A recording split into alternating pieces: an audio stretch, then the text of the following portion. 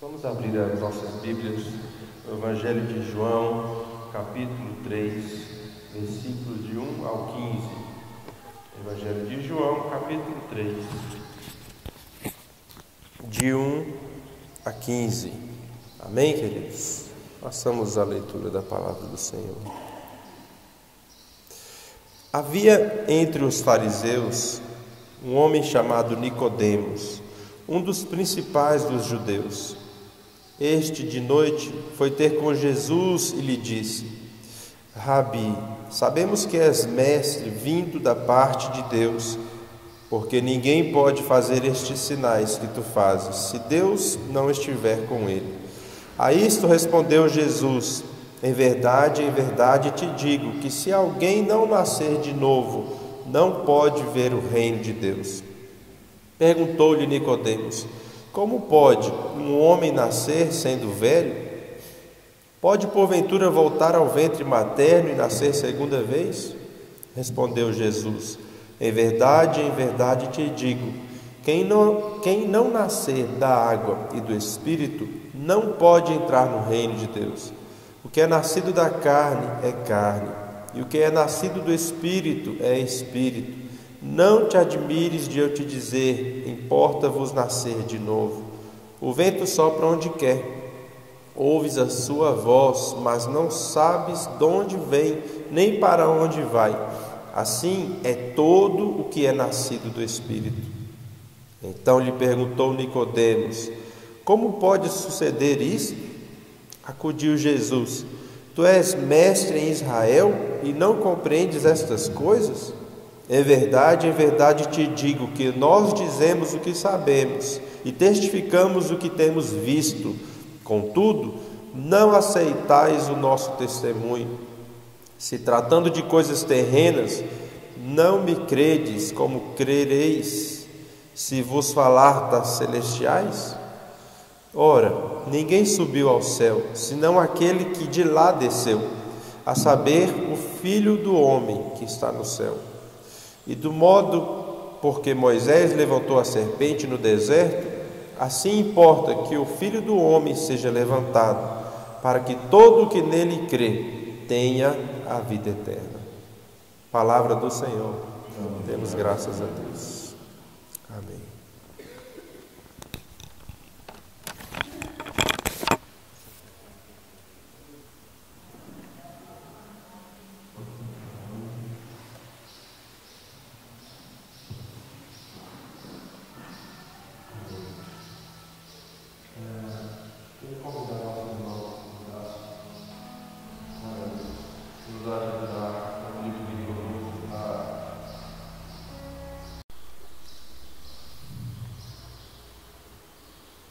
Mais uma vez, graça e paz. É um prazer enorme estar aqui com vocês.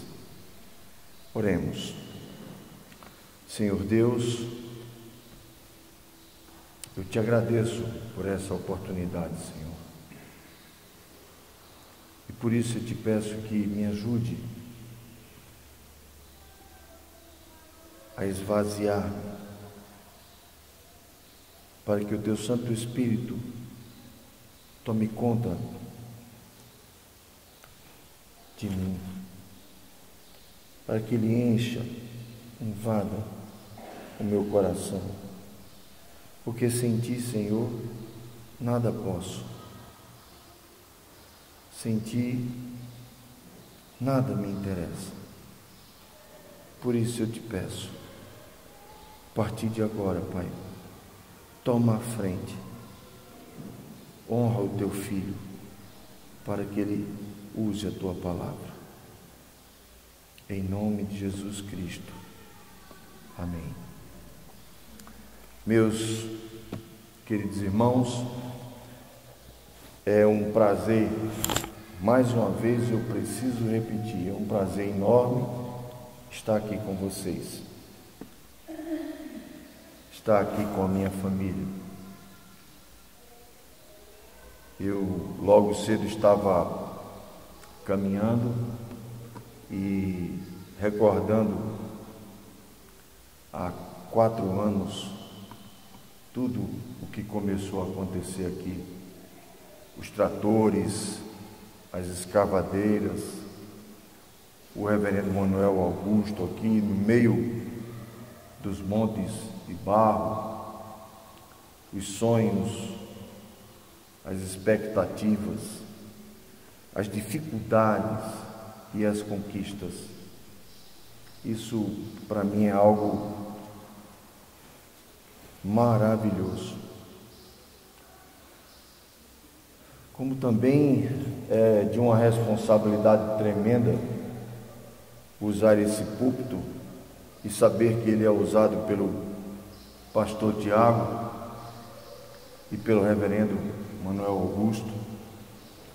Isso torna a tarefa mais complicada, mas creio em Deus, pela fé,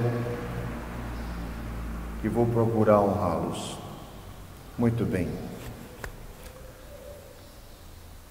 Antes de mais nada, eu gostaria muito de ler para vocês, porque acho muito pertinente ao momento, uma frase de Martinho Lutero, uma das frases de Lutero,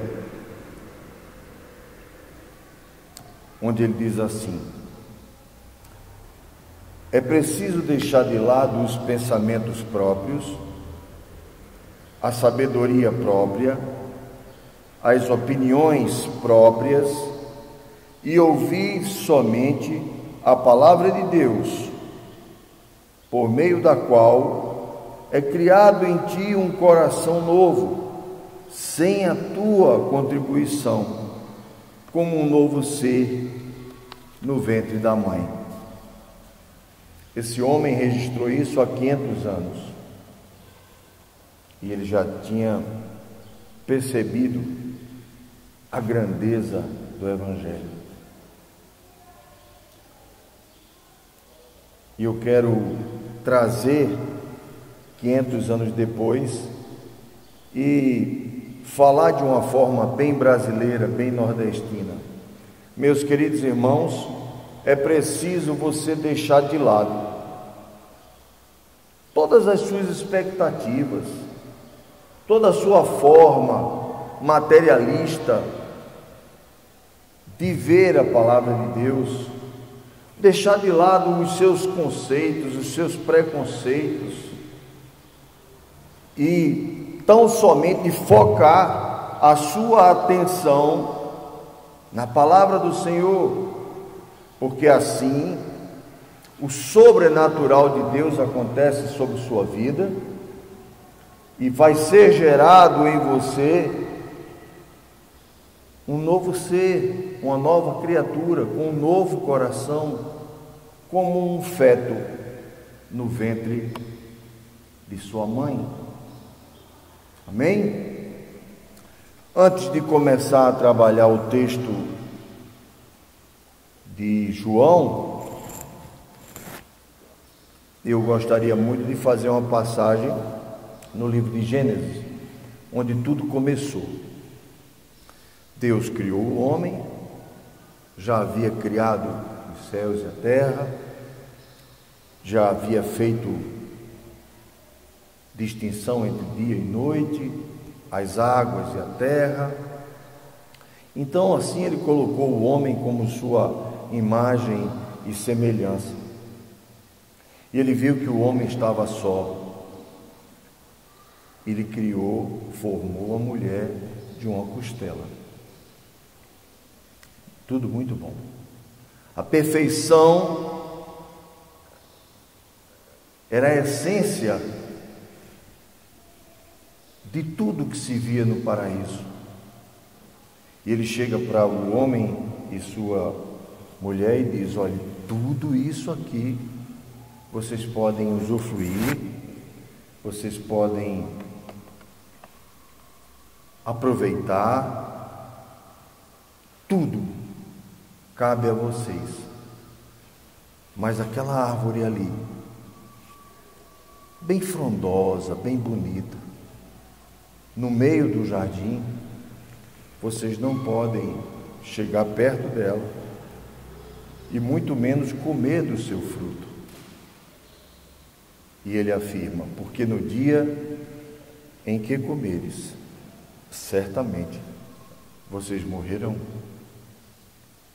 E assim, tudo levou o seu tempo, harmonia plena e absoluta. Até que um dia, segundo o texto, lá em Gênesis capítulo 3, a serpente, que é apontada como o ser mais sagaz do paraíso, começa a conversar com Eva e pergunta: mas por que vocês não podem comer daquele fruto? A Eva disse: não, Deus nos orientou que podemos fazer tudo, menos comer daquele fruto, porque aquele fruto vem da árvore do bem e do mal, e se nós comermos, nós vamos morrer. Aí a serpente olha para a mulher e diz: ele não quer que você coma,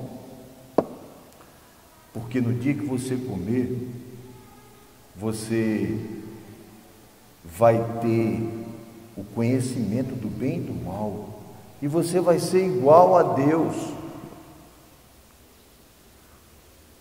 Eva ficou fascinada pela árvore, pelo fruto, e comeu. Em seguida, ela ofertou ao seu companheiro Adão, e Adão comeu. No momento em que eles comeram, eles perceberam que estavam nus, e veio a vergonha. Algo, me parece que quase que instantâneo, começou a gerar uma degeneração em todo o ecossistema, no psique humano. A desobediência nos levou à queda. Deus, ao cair da tarde, andando pelos jardins, começou a chamar Adão, Adão, e Adão não respondia, até que Deus os achou escondido por detrás de uma planta. Aí Deus disse: por que vocês estão aí? Aí Adão responde: olha, nós sentimos vergonha porque vimos que estávamos nus e nos escondemos. Aí Deus olha para Adão e fala: mas quem falou para você isso? Quem te fez entender que você está nu? Aí Adão, já tomado pela maldade, pela queda em si, ele de pronto olha para Eva e diz: foi essa mulher que o Senhor me deu, ela me ofereceu do fruto e eu comi. Então Deus chega para Eva e diz: o que foi isso que você fez? Eva, creio eu, isso é um grifo meu, em desespero disse: foi a serpente, ela me seduziu, ela me enganou e eu comi. Aí então Deus olha para a serpente e diz: visto isso que tu fizeste, malditas serás entre os animais, tu rastejarás com o teu ventre e comerás o pó da terra. Isso foi um problema que envolveu a serpente. Foi uma pena aplicada à serpente. Ele se volta para Eva e diz: eu vou acentuar as agonias de tua gestação em dores darás à luz os teus filhos. Isso foi um problema de Eva, foi uma pena que Eva carregou. E ele diz: porém, inimizade entre o teu rebento e o teu, com a serpente. Olhou para a serpente e disse: a tua linhagem procurará ferir o calcanhar do teu rebento, mas o teu rebento esmagará a cabeça da serpente. Aleluias, glórias a Deus. Nesse momento, Deus, no meio de todo o seu furor, de toda a sua ira, abre espaço em seu coração e demonstra o amor maravilhoso que Ele tem por nós. Ele profetiza a remissão desses pecados, o pecado que foi herdado. Então ele se volta para Adão e ele diz: Adão, você vai lavrar a terra e você vai comer o pão com o suor do seu rosto. Até aí é um problema de Adão. Aí ele olha e diz: por tua causa a terra produzirá cardos e abrolhos. Cardo é uma planta, é um arbusto pequenininho de folha miúda, coberta de espinhos, que nem o boi come. E abrolhos são aquelas rochas imensas, salinizadas, que despontam do mar e que só servem para fazer rasgão no casco dos navios.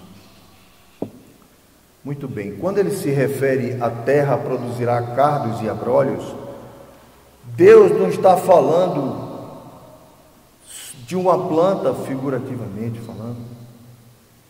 Deus está ali pondo de forma metafórica que dali para frente todo o ecossistema adoeceria e os cardos e abrolhos estão latentes dentro de nós, pois somos pecadores. Isso gerou uma dicotomia, uma distância fantástica entre Deus e o homem. E Adão e sua família foram expulsos do paraíso, mas a partir dali começou todo o processo. Foi ali que tivemos início a essa frase repetida e tão bem lida pelo pastor Tiago: importa-vos nascer de novo. Muito bem, vamos lá. O Evangelho de João, ele é um evangelho que notoriamente se percebe o desejo do apóstolo em falar da divindade de Jesus, desse lado divino, de Jesus como um Deus. Mas quem foi Nicodemos? Sabemos que Nicodemos, ele era judeu de nascença. Sabemos que Nicodemos tinha uma formação religiosa farisaica. Ele era fariseu, e os fariseus, eles eram seguidores ferrenhos da lei, eram homens duros, onde a lei era seguida à risca. Sabemos que Nicodemos, ele fazia parte do Sinédrio, era um dos maiorais do Sinédrio, que era o tribunal eclesiástico e civil da época. Ou seja, o Sinédrio, ele tratava tanto as questões religiosas como as questões civis. Todas as questões passavam na mão de Nicodemos, das mais simples às mais delicadas.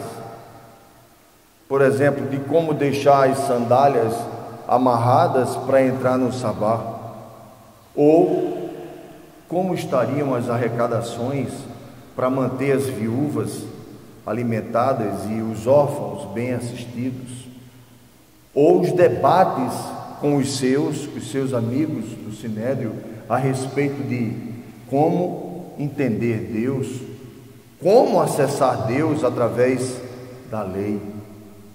Nicodemos tinha resposta para todas as questões. Era um homem de mais ou menos 80 anos, era um homem maduro, vivido. Mas nos últimos dias, Nicodemos não tinha tão somente respostas. Ele começou a criar em seu ser perguntas. E essas perguntas estavam sendo preparadas, fomentadas a serem feitas a um homem chamado Jesus de Nazaré. E ele dizia: eu preciso conhecer esse homem de perto. Por que que um homem tão jovem, tem idade de ser meu neto, tem tão pouco tempo para o clero, para aqueles que estão com ele, e dedica tanto tempo ao povo? Era o inverso do que Nicodemos fazia. E ele resolve visitar Jesus. Ele procura as informações cabíveis e fica sabendo qual a casa que Jesus estaria aquela noite. Nicodemos escolheu a noite, e me parece que nós sempre procuramos fazer isso. Todas as vezes que algo nos incomoda, mas que a formalidade da vida ou os preconceitos, os conceitos previamente formados nos levam à timidez, a não querer constranger quem está junto, quem faz parte da nossa vida. Então Nicodemos diz: eu vou lá visitá-lo, e vou visitá-lo à noite. E acredito que Nicodemos não se aguentava mais do desejo, da vontade de chegar diante de Jesus e conversar com ele, para saber quem era aquele homem. Um homem de idade, doutor na lei, profundo conhecedor dos costumes, com um desejo incontrolável de conhecer um jovem de 30 anos. Então, naquele dia, ele disse: é hoje. Largou o finalzinho da tarde, fez o mesmo trajeto, caminhou para sua casa, passou pela praça. Creio eu que ele subiu, foi ao primeiro andar, sentou-se na varanda, pediu a um de seus servos um chá ou uma boa taça de vinho, e ficou ali, saboreando, olhando de sua varanda o entardecer e o chegar da noite, pensando quais seriam as perguntas que ele faria, quais seriam os resultados de suas perguntas, o que aquele homem lhe responderia. Chega a noite e Nicodemos parte ao encontro de Jesus. Atravessa toda a cidade de novo, chega à porta, bate, a porta se abre, e lá dentro estão os 12 apóstolos, mais Jesus. Acredito que houve um silêncio absoluto, porque ali dentro daquela sala só encontraríamos homens de pouco estudo, pescadores e cobradores de impostos. Mas foi o colegiado que Jesus levantou para ele. Jesus de imediato deve ter se levantado e deve ter dito: consiga um lugar para o ilustre visitante aqui no meio da mesa. uma mesa longa, onde os 14 poderiam sentar. Nicodemos se senta bem ao meio, Jesus do outro lado, e aí nesse momento entendemos que aquela mesa passou a ser a divisão entre o Antigo Testamento, o rigor da lei, e o Logos, o amor personificado, o Shekinah de Deus. Estava ali diante de Nicodemos, e Nicodemos não aguenta e diz assim: Rabi, sabemos que tu és mestre, vindo da parte de Deus, porque ninguém pode fazer os feitos que tu fazes sem que Deus não esteja com ele. Elogio maravilhoso. Nicodemos disse todas as verdades possíveis, mas Jesus, de forma muito objetiva, como ele é com você, comigo, sem arrudeios, ele olha para Nicodemos e diz assim: Nicodemos, presta atenção, o que importa é nascer da água e do Espírito. Aquele que não nascer de novo não verá, não herdará o reino de Deus. Nicodemos nesse momento faz: mas como pode ser isso? Nicodemos vivia um momento extremamente telúrico. Ele era preso, ataviado às coisas da terra. Tudo em Nicodemos pertencia ao mundo material e ao rigor que a lei poderia apresentá-lo. E Nicodemos olha para Jesus e diz de novo: mas como pode ser isso? Eu acho que ele coçou a barba, deu um riso e falou: como é que eu posso voltar ao ventre materno?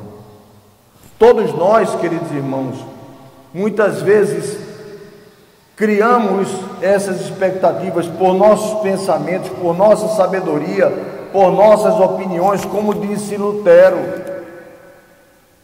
Nós nos prendemos a tudo que é material, e Jesus, o Cristo, estava nos apresentando naquele momento a vida espiritual, a plenitude, o retorno à comunhão com Deus.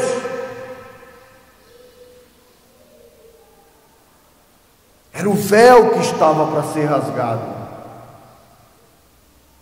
era a presença de Deus junto com o homem caminhando por entre os jardins de novo. Estava ali em Jesus de Nazaré. Mas nós temos um defeito tremendo, meus irmãos, eu me incluo nisso, porque tudo em nossas vidas é muito mais material do que espiritual.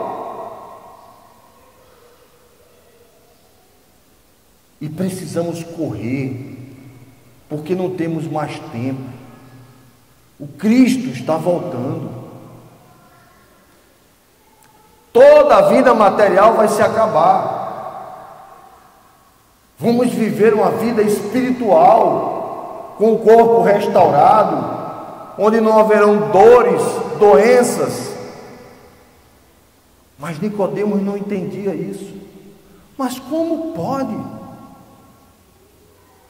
Como pode um homem nascer de novo? Aí Jesus olha e faz: Nicodemos, meu filho, olhe para mim. Eu sou o teu novo nascimento. Eu sou a tua nova vida. Como disse Lutero, foque na palavra. Foque naquilo que Deus está transmitindo. O nosso esforço se torna muito menor. Alguém aqui já viu um parto normal? Uma mulher? Eu já vi. Quem não viu precisa ver. Tem muito a ver com essa passagem.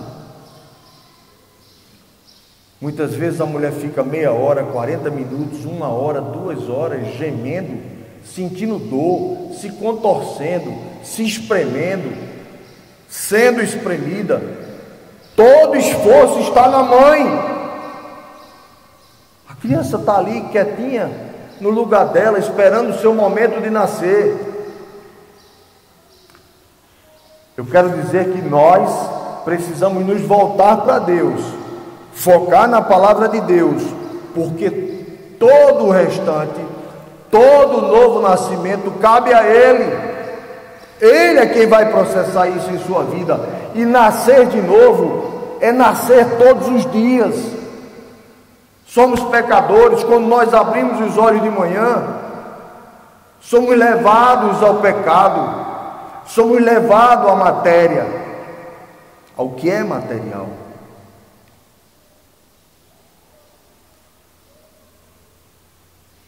Mas como pode ser isso? Como pode Jesus, um homem, nascer de novo? Existem, na língua grega, duas expressões para a palavra de novo. Duas. Uma delas é palim. Palim é usado para um ato repetitivo. Por exemplo, na saída, todos os membros que vão passando, ele diz: Deus abençoe, boa semana para você. Ele está repetindo, ele está usando para o grego o palim. Quando você quer fixar um prego no madeiro, o martelo atormenta a cabeça do prego, e a pancada de novo, é usado o palim. A outra expressão é anotem. Anotem. Essa expressão é diferente, porque no uso da palavra de novo, usando-se anotem, você quer dizer o seguinte, que aquele que gerou a origem do ato precisa estar presente de novo, entendeu? Ou seja, aquele que gerou a obra pela primeira vez, ele tem que estar presente de novo para repeti-la. Então Jesus estava usando uma expressão onde ele dizia: olhe, você vai nascer de novo, mas o seu nascimento agora vem do alto. Deus vai estar com você, meu irmão. Deus vai estar junto com você para lhe fazer uma nova criatura, para repetir esse ato de novo nascimento. Aleluia. Essa foi a expressão usada por Jesus. Nicodemos, fica tranquilo, porque eu vou estar com você no ato do seu nascimento. Eu acredito que Nicodemos deve ter visto a crucificação, deve ter visto os açoites, ele deve ter visto a morte do Cristo, o Cordeiro imaculado, deixar todo o seu sangue na cruz para nos lavar, para nos redimir dos nossos pecados. Nicodemos acompanhou o sepultamento de Jesus. Foi ele um dos que reivindicou o corpo para embalsamá-lo e sepultá-lo. Ele viu Jesus envolto no pano de linho, e ele viu a pedra fechar a entrada do túmulo, mas ele também viu, no fim do terceiro dia, Jesus ressuscitar. Eu acho que ele pensou: agora eu entendi. E ele viu que quem estava inaugurando esse novo sistema de vida perfeito foi o Cristo. Eu quero encerrar contando algo que aconteceu comigo no início do mês de janeiro. Eu tenho o hábito de cortar sempre o cabelo na mesma barbearia. É um dos poucos lugares que só os homens entram. Uma mulher mais refinada, ela vai ao salão, ela gosta de dar massagem, pintar o cabelo. O homem gosta de cortar o cabelo e de bater o pau. Então eu corto o cabelo já há muito tempo com um senhor que é evangélico, é assembleiano, e o cabelo é só a desculpa, porque eu me sento ali, fico conversando com ele e o papo sempre flui para a Bíblia. E é bom porque quem corta cabelo de um lado e do outro sempre termina sendo evangelizado. Aí eu cortei eu sentei, quando ele começou a cortar, entrou na barbearia duas jovens senhoras, uns 30 e poucos anos, segurando uma criança, um menininho de uns 4 anos de idade. E chamou muito a atenção porque a criança gritava de uma forma alucinada. Todos que estavam ali pararam e prestaram atenção. Então o senhor Flávio, que corta meu cabelo, disse: pastor, é porque essa criança é especial. Ela vive um mundo só dela. Eu parei tudo que estava fazendo e fiquei prestando atenção. E ele também comentou: eles são de Angola, estão morando aqui agora.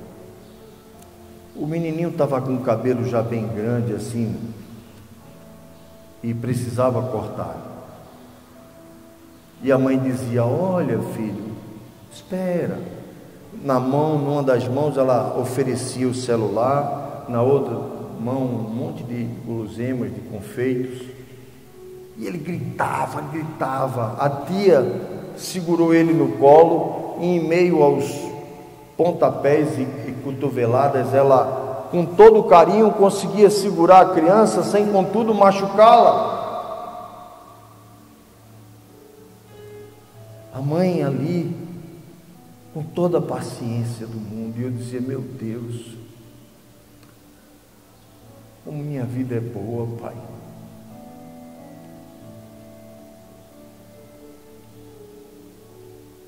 Meu Senhor, tem misericórdia dessa mulher.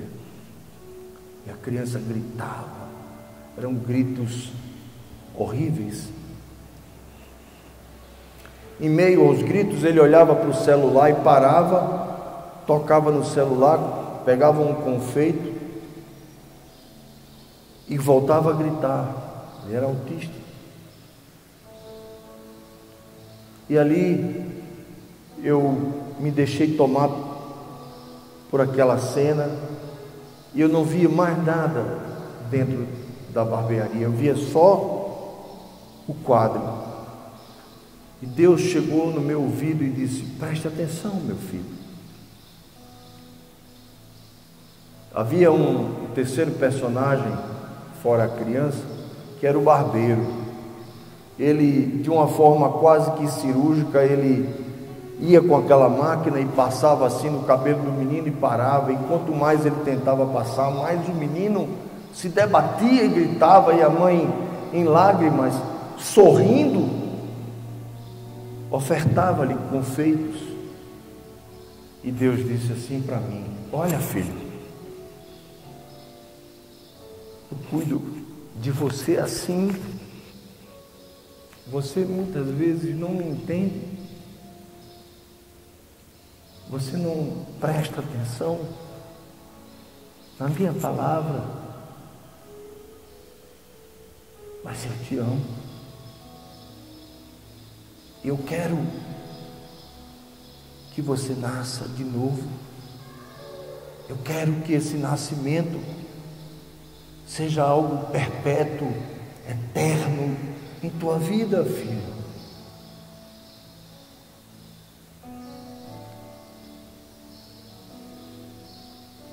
Deus faz assim.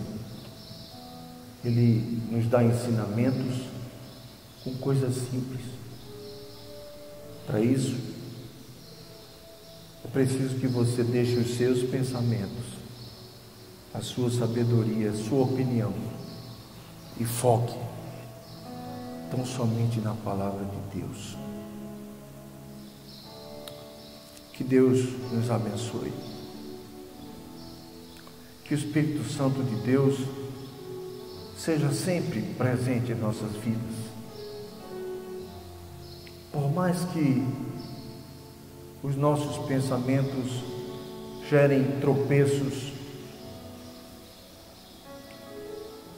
é importante saber que nas provações Deus está gerando em você um novo ser,